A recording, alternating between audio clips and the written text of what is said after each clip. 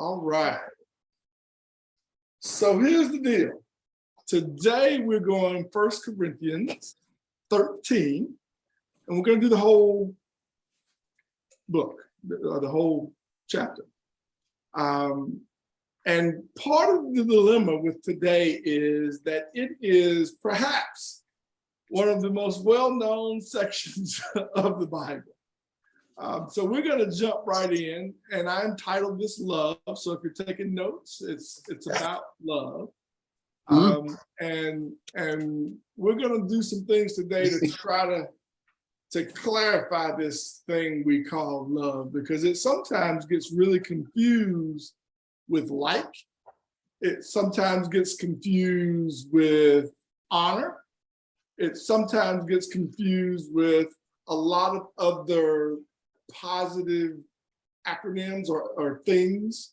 But we want to get to what God says love is. I'm sorry, what? Because if we are to move forward and with him, then we have to understand his language.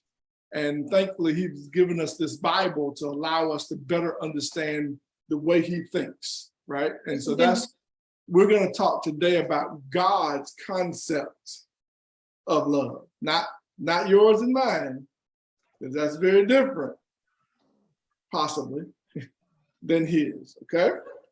Could you tell me the chapter, please? I only see the verses on the. All right, it's chapter 13.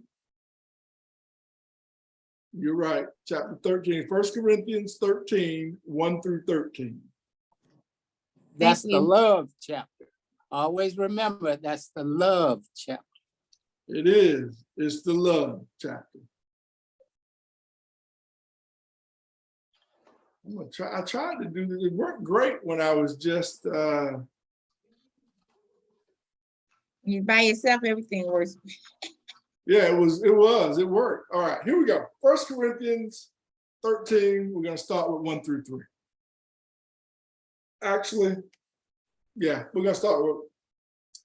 I'm thinking about this, and I think what I want to do actually is read the whole thing.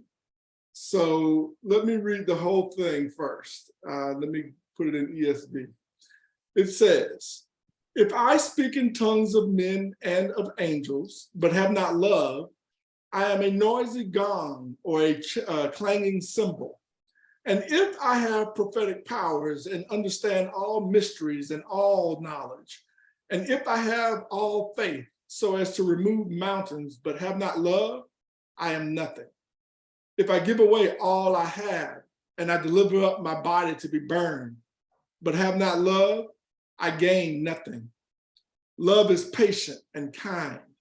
Love does not envy or boast. It is not arrogant or rude. It does not insist on its own way.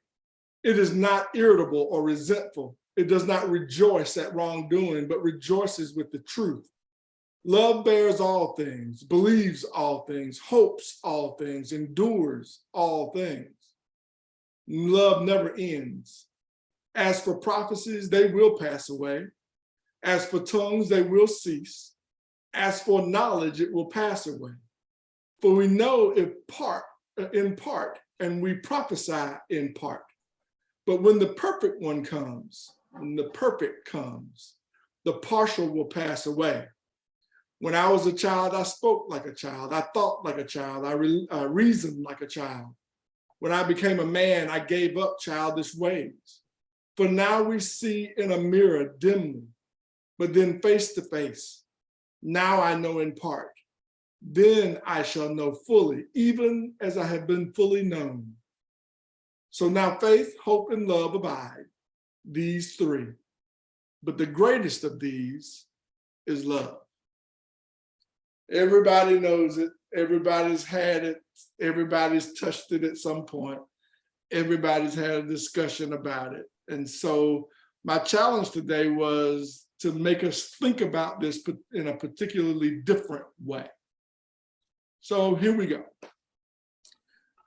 1 through 3, it says, if I speak in tongues of men and of angels, but I do not have love, I am a noisy gong or a clanging cymbal. What does that mean to you guys? You've heard it before. What does that mean? pretty much what it says. I mean, it's nothing. It's just noise. What You're not- is noise? Well, if in fact you're saying we're talking about love. So, Well, yeah. so if you are saying you exhibit love and you're not truly showing and manifesting it, then it's just like you're spewing noise. It means nothing. Okay. All right. Anybody else?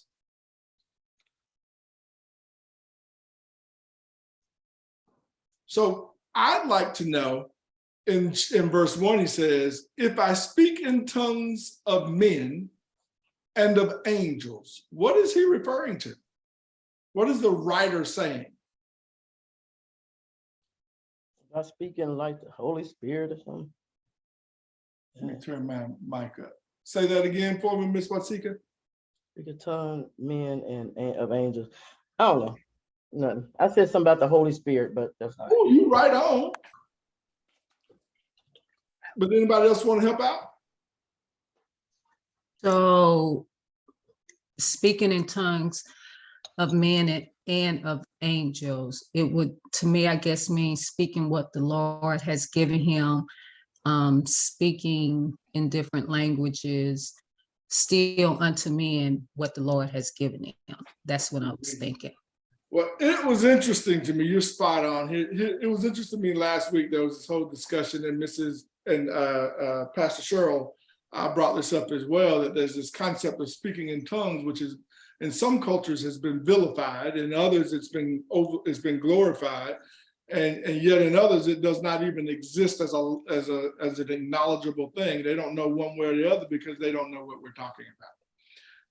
And so in this first verse, he says, if I speak in tongues. So he's saying, if you in fact are capable of speaking in your holy language, which we talked about last week, which I thought was so powerful, Pastor talking about getting to that place, right, where you can speak to God in the language that God gives you. He says, if you speak in those tongues, if you speak in the tongues of men, right, which is the language that we all speak, and in the angels, which is the one we call the Holy Spirit, right? If you do both of those things, because last week Pastor talked a lot about what at church. What did he say that was? Speaking in tongues was a what? Mm-mm. He said it was a gift. Oh, A gift that you don't have to accept. You can, or you don't have to, but his point was, you can't get to all that God has given you unless you accept the gift. Because inside of the package, once you open it up, it exposes you to power you did not have before. It gives you insight and access to places you can't get to in your natural. And so he's saying right here in 1, if you speak in tongues of men and in the tongues of angels, but you do not love, you don't have power. So there's some caveats to your power, right? There's some things that have to be in order for the power that God gives you, for you to be able to use that power. He says, if you have the gift of speaking to men, you have eloquent language, and you can speak beautifully, and people are intrigued by your speech. Or if you have the ability to speak in tongues and the sounds go up into heaven. If you don't have the love portion active in your life, then you're just a noisy, clanging cymbal, metal hitting metal. That's all you are. You're just noise. Think about that for a moment. You can do things that look good unto God. You can do things that look good to people. But if you don't have in your heart love, you're doing all that for nothing. So if you don't get the love right, stop, back up. The Holy Spirit get it, but get love first, because otherwise you just have this thing that you can't use. It's like having a pair of pliers, but nothing to have to use them on. It's okay. So they sit in the closet or the drawer, and you never use it. Excuse me. Go ahead. So how do you know when you really don't really have true love, the love in your heart? How do you know that? I mean, you be thinking that you might have a few issues here and there, but you know what I mean? And you're speaking, and God is the one to give you, bless you with that language. So if he done blessed you with that language and you're using it and you're saying it's just noise, if you really ain't no love in your heart, then why did he give it to, why does he give it to you? Why don't he take it back from you if your heart ain't right? Oh, he didn't take it back from me. He just didn't listen. No, I said why, well, I was saying why don't he, but that's all right. Go ahead. I'm giving a question that only he can answer, I guess, but go ahead, I'm sorry. Well, we're gonna give it a shot here in just a little bit, because you're in the bag already. You're already where I'm going. That's awesome. Because here we go. We'll get into it right after this, actually. Let me get the 2 and I'll get to it. It says, and if I have prophecy, if I can see into the future, if I can receive and understand the visions that God has given to me to give to somebody else, because it's prophetic. It's not necessarily for you, it could be for anybody. But if I have prophecy and I know all mysteries and all knowledge, I know it all. I know about everything. I know how the pyramids were built. I understand the process behind how gold is formed and when it was formed. I know how the earth evolved over the years since God created. I know everything. And if I have all the faith so that I can remove a mountain, but I do not have love, I am nothing. If you have the faith to believe, I'm gonna get myself in trouble. If you have the faith to believe when you're sitting in the hospital and they're telling you you might die, and you just have faith to say, no, it's all good because God said it was gonna be good, it's gonna be fine. You can have that kind of faith, but not have love and have nothing. Ooh. I'm just being real with you, right? So I think I'm starting to answer some of this a little bit, because this is getting at your question. How do you know? Well, God is telling you you can be there and be in the space, but not be really present because you're missing love, right? So you can observe stuff, but because you don't have love, you're not feeling it and going through it the way God has made you to be able to do it. So to your point, we got to find this love thing. In 3, he says, if I give away everything I own to the poor, everybody, because I want to see poor people be better than I am. I believe that they should eat. I believe they should have a house. I believe they should have medication. I think they should be taken care of with clothes. I think the hungry, the people who are sick and shut in ought to be given what they need, ought to have everything they need. I can believe all of that. And he goes on, he says, and I can even go so far as to be willing to sacrifice my whole body to be a burnt offering to save other folk, but not have love. I don't even receive the benefit from having done it. I can do all that. And so there's always this question about, well, I know people who are good people who don't believe in Christ. And people get mad at me when we have this. And I always say, go to 1 Corinthians 13. He defines this for us. He says you can do all those things. And unfortunately, you still can, because you don't know God's love, you don't understand it and live it, all that is for nothing. Good person going to hell because they're oblivious to what God has said we have to do. This is getting to it, Watsika. This is what you're asking. How is this possible? Love, right? I put some verses down at the bottom, Isaiah 54:10, Matthew 17:20, Mark 11:22 through 23. That is for the top half. The bottom, the Daniel 3:19 is about that sacrifice piece, right? That gives you the background for this sacrifice piece. You can sacrifice all these things. This goes back to Meshach and the boys getting ready to go into the furnace. And Nicodemus says to them, bind them up and tie up, blindfold them. They're martyrs, right? You can go through, if they didn't have the love of God, they could go through that, and then what? And that's what Daniel 3:19-23 is really getting at. You can go through this stuff for people, but if you don't have God, it's for nothing. Let's move. We're gonna move. I'm gonna move. For 13:4-6, it says, this is my favorite portion of it. It says, love is patient, love is kind, it is not envious, love does not brag, it is not puffed up, it is not rude, it is not self-serving, it is not easily angered or resentful. It is not glad about injustices, but rejoices in the truth. It bears all things, believes all things, hopes all things, endures all things. So here's a description of love. But I always struggle with this. You know why? Because it doesn't tell me what love is. It tells me a lot about what love is not. And so I need your help today. So everybody get ready, because I'm gonna need your participation. I'm gonna need your. So here we go. We know that love is patient, wonderful.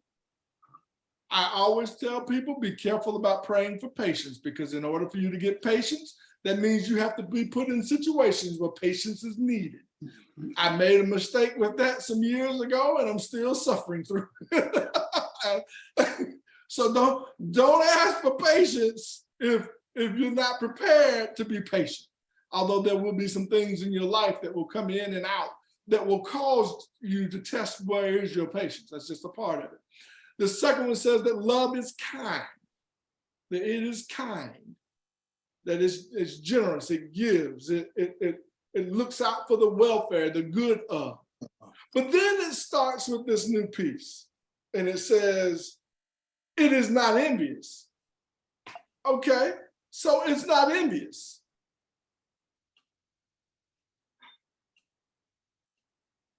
So what is love? Let me back that up. So what is love? If it is not envious, what is the opposite of envious?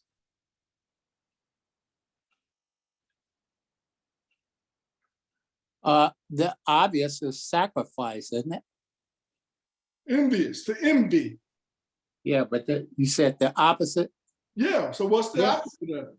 I was saying you sacrifice, I believe, if I'm right. Yeah. You own the money. Giving. But I want to go back up here. It says love suffers long. Okay, and I got this. It can endure injury and provocation without being resentful, indignant, does not give in to angry passion or pay back and get even. Such a person is slow to anger when abused, not quick of resentment, and not hasty to revenge, but exercises forbearance, suffers long, and bears much, ready to forgive, holding your own temper. Amen. So the opposite of envy could be, I don't know, something like wanting, because usually envy is mean you want what they have. So maybe being giving or wanting, being happy for them. I don't know what word we're looking for, but it's like. There is no right word for this one. This is one of the hardest ones. I heard Pastor Porter throw out there. What'd you say, Pastor Porter? Said generous and giving. Generous and giving.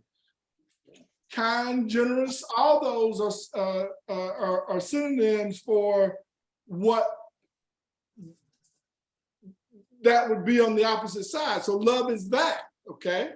So that's the first part. So if you're taking a note, write down what love is in this case. Love is generous, whatever. I put kind. It can be whatever you're getting at it. Write down for yourself.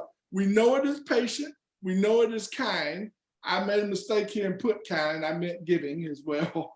So this should have been love is giving, is a giver, is generous. And then the second one says love does not brag. So what does that mean?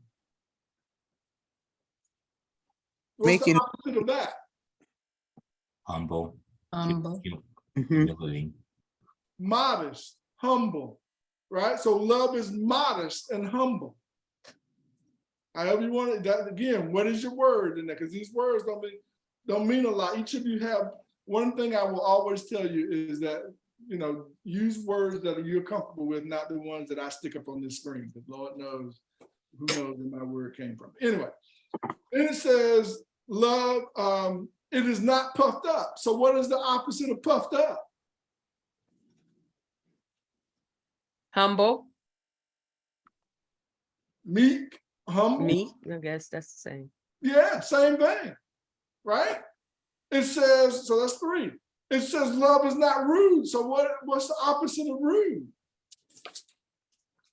Polite, So love is polite Kind. and kind. Yes, yes. And then it says it is not, love is not self-serving. So what is love?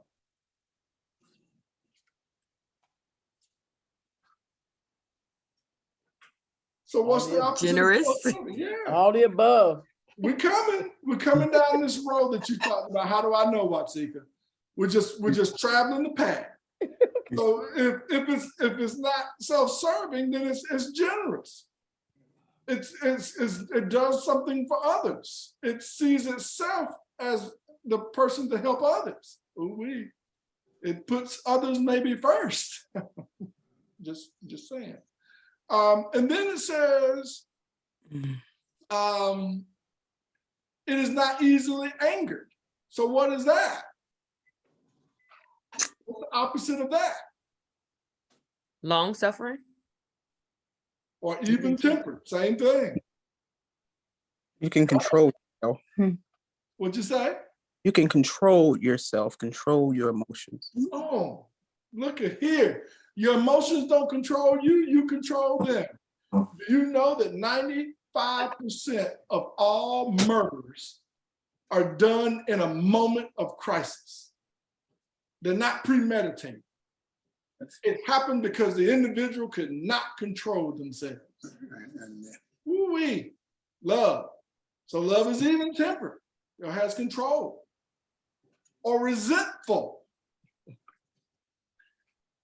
Oops, sorry. And then it says, love is not glad about injustices, but rejoices in truth. I just went ahead and put this in here. Love is glad when justice is served.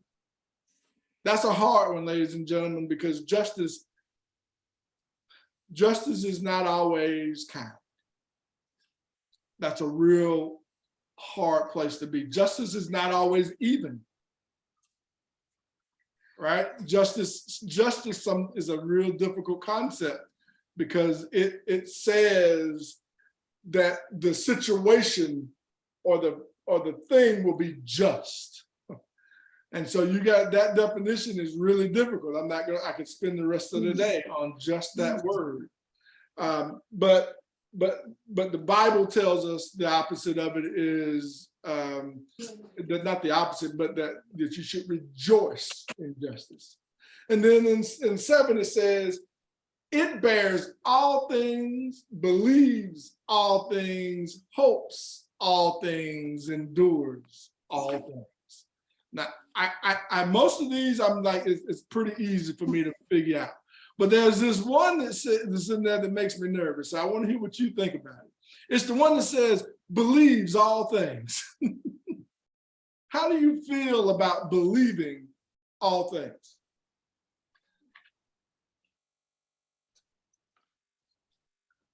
Well, you're believing the best of everybody. Always to believe the best of the person, unless it is full, open, and glaring evidence and well supported of that person's issue, but believes a person's ways can change if they receive salvation through repentance. Anybody else? I was thinking believes all truth, believes the truth of God, what he is saying. Come on. In Anybody else? believing all things, for me, relationship wise, male, female, siblings, children, family, friends, believing all things that they say or do, sometimes I think is difficult, not knowing the motive sometimes. So that's what I think about in relation to believing all things. Ooh. This one's hard for me. Let me, I won't ever expose any of you. I will always expose me. And so I'm going to just be totally transparent to you so you'll know. I have trouble believing people, right? Especially people I have relationship with who have, as Mama Dunn says, have already shown me better than they could tell me. They've already shown me who they are. So if you're asking me to believe somebody that is not trustworthy, has proven over time not to be trustworthy, I'm going to struggle with that, right? But I believe, and again, Pastor Porter's on here, some other people on here, Watika, all you on here, so we gotta dig at this the best we can. My gut says, and the research that I did on this really suggests that he's really not talking about believing all people. He's saying believing me. Believing me as your God. You either believe me or you don't. I'm either real or I'm not. I'm God now or never. I'm God all the time or never. I am God. Believe that. Believe in him. Believe that he will do all things. Believe that he can do all things. Believe that he will intervene in your situation. Believe he has your best outlook in mind. He is doing things to make you better than you are. That he is believable, right? And I went through this and I went, well, how do I convey that? Because we get so preoccupied with believing about other people that I just got to be a gullible Christian? No, I don't think he says that. Now, Porter, what do you think? I guess I just call it, we have ultimate faith in him, and faith in the word, faith in God. It's the way I kind of think of it. Yeah, I'm with you. If you go to That's Galatians, hard. So if you go to Galatians 5 and 6, he says, for in Jesus Christ, neither circumcision availeth anything, nor uncircumcision, but faith, which worketh by love, right? He's saying it doesn't matter whether you're circumcised or uncircumcised, it's your faith that you have by love that I am, right? So I jumped into there. Now I'm going to tell you, you might want to do a little bit of research on that because that can get a little deep. Cut my light off. But I don't want to mess with anybody's theology. I just need us to take a different approach to this one, this 4 through 6, right? Where it gets, especially when we get down into this 6, when it says believes all things, hopes for all things, and endures all things. You can only do those things in him, the capital G-O-D, okay? All right, now let's move to the, so sensitive. So now we're going to do 8 through 9, 1 Corinthians 8 through 9, and I'm going to move this because it is in my way. It says, ooh-wee, this gets hard, boy. So love never ends. But if there are prophecies, they will be set aside. If there are tongues, they will cease. If there is knowledge, it will also be set aside. Wow. Look at 8 closer. This first part that says, love never ends. So is it possible to have loved someone and no longer love them? Is it possible? It depends on, go ahead. No, I'll just say yes, I think it's possible. Okay, Very why is that? possible. Well, because you can love somebody and things that has happened in your life or with your relationship or just whatever, and you just start feeling a different way. Now you might still care about them, but I don't know. No, I just think you sometimes you don't love some people. Stop loving them. They can take you to a level where you don't even, can't even like them. But I don't know.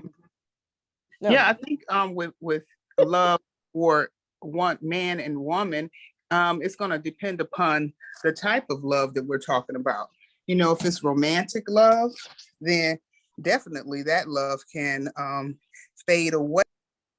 However, if it's a Christian love for our brothers and sisters, that should not go away, and our love for Christ, because the biggest picture is the love that God showed us on the cross. So, we're constantly trying to get there to a love that's beyond ourselves, right? That's what Jesus showed us when he died on the cross. So that's a love that we could never truly get to. So I believe it's a work in progress, learning and understanding what God is saying is love, but that's a lofty thing. Ooh, Jackie, you open this door and I'm gonna just have to walk right on into it. So I'm gonna need you to get your counselor hat on because here it comes. So is it possible? Is it possible that romantic love and marriage love are very different? It can be. So can you say more for me, Miss Jackie? Well, marriage love, that's the emotion that's tied into it, the romantic part that's tied into it, the sexual part that's a part of it. But with marriage, that is a commitment. Okay. Ooh. So by it being a commitment, you can actually be married to someone and not be in love with them. Ooh, come on, Jackie. It's a choice that you make when you marry, and you say that regardless, I'm going to be with this person no matter what.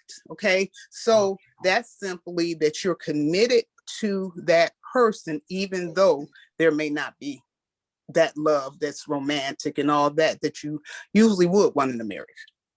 Ooh, Jackie, girl, you have made my baby jump, because here's the deal. When we look at biblical concept of marriage, which we often think of as love, it was a contract between two families.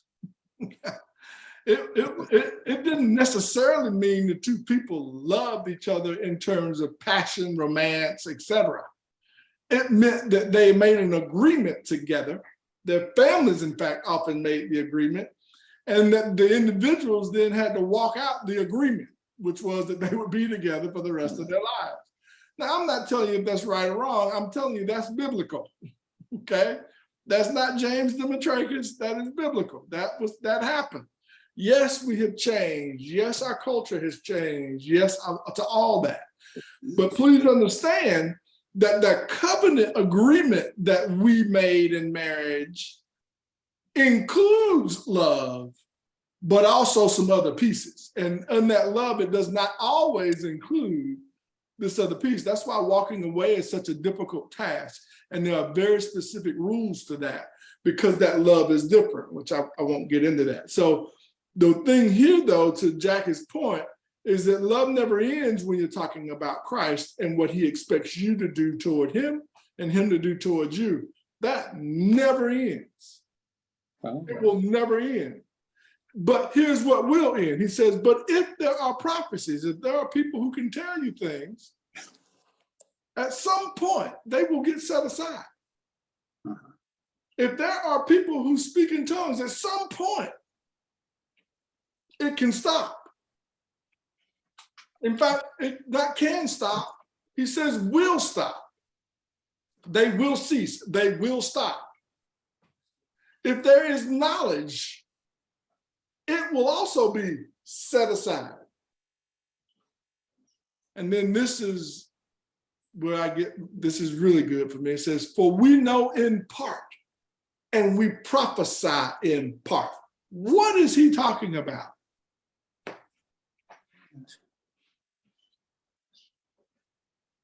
What is that? For we know in part and we prophesy in part. What does that mean?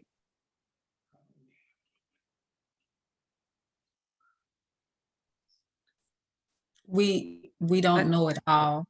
Yeah. We don't, even if someone prophesies over us, they don't know how God is going to do it. They're saying this is what God is going to do or may do, but they don't know how it's going to be done. Those are my thoughts. I like it. Anybody else? I was kind of going to say the same thing. If we don't know it all, we are not God. We're not omniscient. We're not all know omnipotent. We're not all knowing. And so we're coming from a place that we know. We're finite. We only know so much. You're only knowing it from your perspective. You don't know all sides of it. So you're giving what you know for the situation. And really, I mean, if you're prophesying, you should be given what God gives you. So he may not be giving you the whole piece. He's giving you your part of it. So there may be another part that someone else has. And a lot of times we always say, or what I've always believed, that if somebody prophesies to you about your life, God should have already spoken that to you, or in some part, some form of it anyway. So the part that I may be giving you should kind of fit with what you already have or what has already been given to you. So I don't have the whole role. I just have my piece of it. We only have what God. Woo, that is so good because go ahead.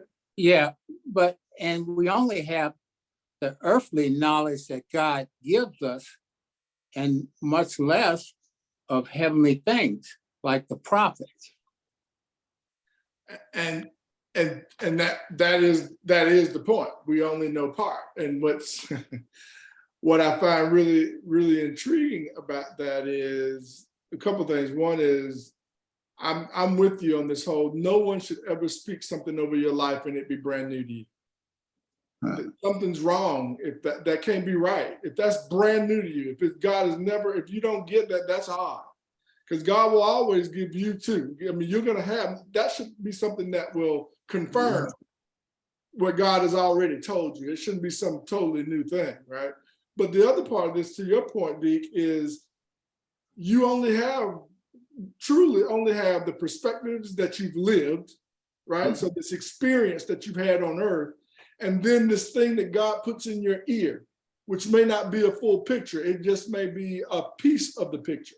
And so if you're not careful, you try to put those two things together and make them make sense.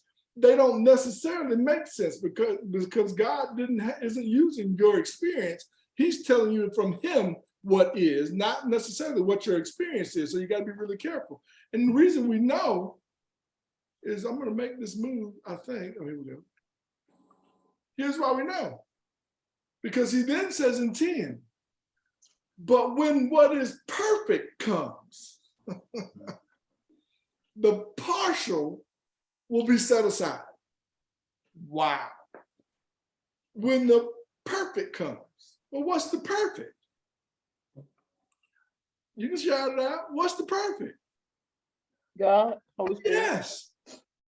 When God says it, when God does it, when he says move and don't move and rock and twist and bend and jump and dance and sing and go, then all these other things that we've only been able to see a piece of it come into vision.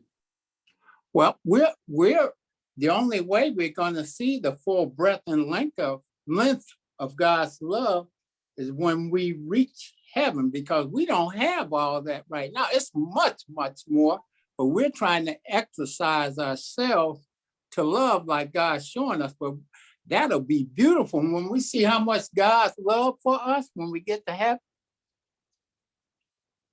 Deacon's on the end of me. He's right where I'm going. That's the end of me, but that is exactly right. So your job on earth is to reach after, is to fight for this perfection, understanding that when you get to heaven, you will look back on what you thought was perfection and realize it was just a portion of it. And now there's all this other stuff. And in 11, he goes on to say, here it goes, 11 and 12, he says, When I was a child, I talked like a child. I thought like a child. I reasoned like a child. But when I became an adult, so hold on one second, please.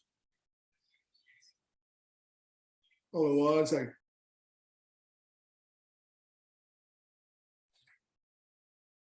Okay, sorry. When I was, it says in 11, when I was a child, I talked like a child. I thought like a child. I reasoned like a child. But when I became an adult, I set aside childish ways. Let me say that one more time, because we're all grown on this call. When I was a child, but you're a grown person, and you could be a child. He says, when I was a child, I talked like a child, I thought like a child, I reasoned like a child, but I became an adult. I set aside childish ways. What he's getting at is this, he's making this imagery, this image of when you were small. But imagine this, you're gonna, when I was an adult, I talked like an adult, I thought like an adult, I reasoned like an adult, but when I became what it is that God called me to be, I set aside my adult ways. Try that one on for size. That's the one that hurts your feelings, it hurt mine, right? Because it's saying, and then when you get to that level, king, when I was a king, I talked like a king, I thought like a king, I reasoned like a king, but when I became whatever the next phase is, I put away kingly things because there's these levels that I'm moving through. He's only using the child piece. We like to use this on our children all the time and say, well, you know, when you grow up, well, you're right. But there's some things that when we grow up, when we get to a different place, we're going to be different. And so he's challenging this concept, right? Because you should be changing and evolving as you become more familiar with the concept of love. You ought to have, if you're the same today as you were a week ago or 2 weeks ago, something's wrong. You ought to be different. And that's what he's saying to us. As we move through this continuum of life, working toward being God-like, we should evolve. We should be different. 12, for now we see in a mirror indirectly, but then we will see face to face. Wow. He is saying to us that when God comes, when we become one with God, we will for the first time be able to see ourselves in the mirror clearly. That the image you are looking at in your mirror in your bathroom is incomplete. It is blurry. It seems crystal clear for the moment that you are. But keep watching. Keep watching. I want to take you to an example. I want you to see this. Well, let me back it up. It says, and then at the end of 12, he says, now I know in part. I only see a piece, but then I will know fully. At that point, I'll see it all. Just as I have always been seen by God. Ooh, one day we're going to see ourselves the way God sees us. And boy, is that going to be a different us. Let me see if I can bring this home. Watch this short video.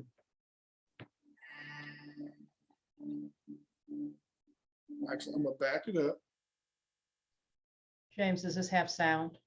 No, not really. Okay. I just don't know how to make it big.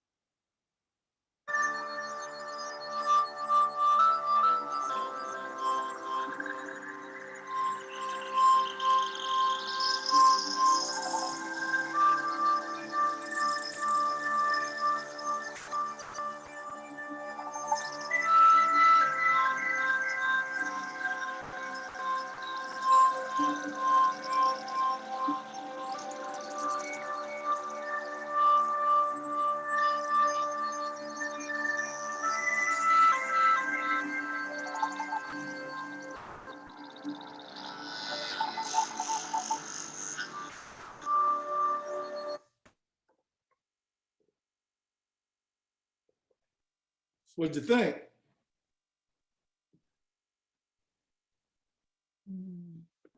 What is that saying?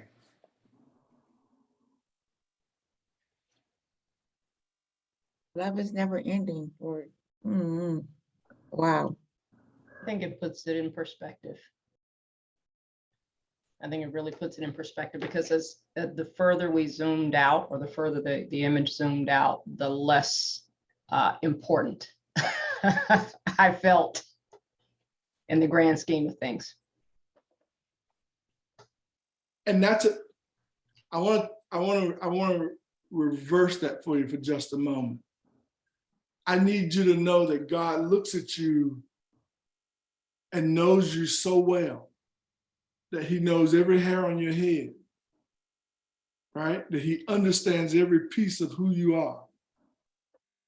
But as you back away and as you grow and as time goes, what you see in the mirror is so insignificant in the grand scheme of who you're going to be.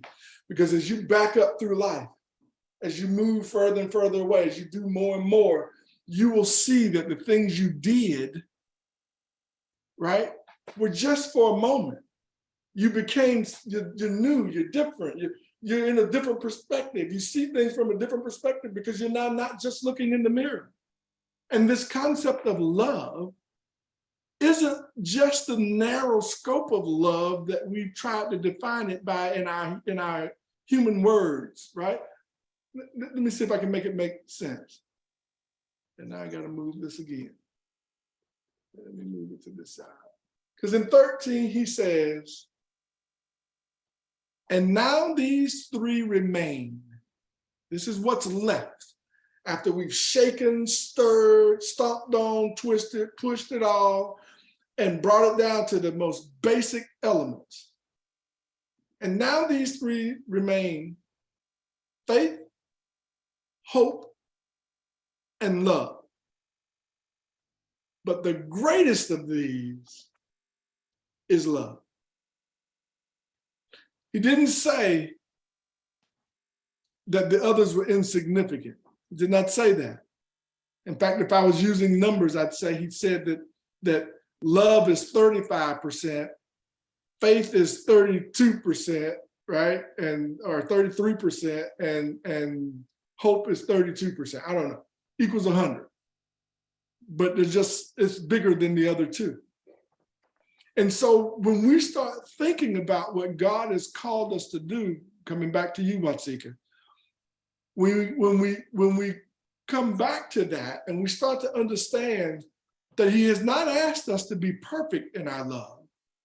He has asked us to learn to love. You're going to make mistakes in that loving process, but you've got to find a way to learn from that love. So when you make the mistake, don't make it twice, right? Love people. But notice he said earlier, don't be the one who doesn't forgive, because that's not love. The one that takes a long time to love is the problem. In fact, I want to read this thing to you one more time, but I want to read it to you in the TPT, the Total Passion Translation. Here's what it says. It says, if I were to speak with eloquence in earth's many languages and in the heavenly tongues of angels, yet I didn't express myself with love, my words would be reduced to the hollow sound of nothing more than a clanging cymbal.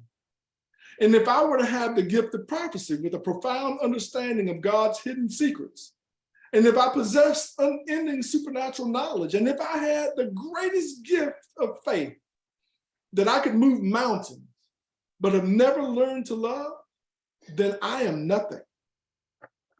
And if I were to be so generous as to give away everything I own to feed the poor, and to offer my body to be burned as a martyr, without the pure motive of love, I would gain nothing of value. Love is large and incredibly patient. Love is large and incredibly patient. Love is gentle and consistent, kind to all. It refuses to be jealous when blessing comes to someone else. Love does not brag about one's achievements nor inflate its own importance. Love does not traffic in shame and disrespect. nor selfishly seek its own honor. Love is not easily irritated or quick to take offense. Love joyfully celebrates honesty and finds no delight in what is wrong. Love is a safe place of shelter, for it never stops believing the best for others. Love never takes failure as defeat, for it never gives up. Love never stops loving. It extends beyond the gift of prophecy, which eventually fades away. It is more enduring than tongues, which will one day fall silent. Love remains long after words of knowledge are forgotten. Our present knowledge and our prophecies are but partial. But when love's perfection arrives, the partial will fade away. When I was a child, I spoke about childish matters, for I saw things like a child and reasoned like a child. But the day came when I matured and set aside my childish ways. For now we see but a faint reflection of riddles and mysteries, as though reflected in a mirror. But one day we will see face to face. My understanding is incomplete now, but one day I will understand everything, just as everything about me has been fully understood. Until then, there are three things that remain: faith, hope, and love. Yet love surpasses them all. So above all these, let love be the beautiful prize for which you run. That comes from TPG. And with that, I am going to end unless you comments, questions, thoughts.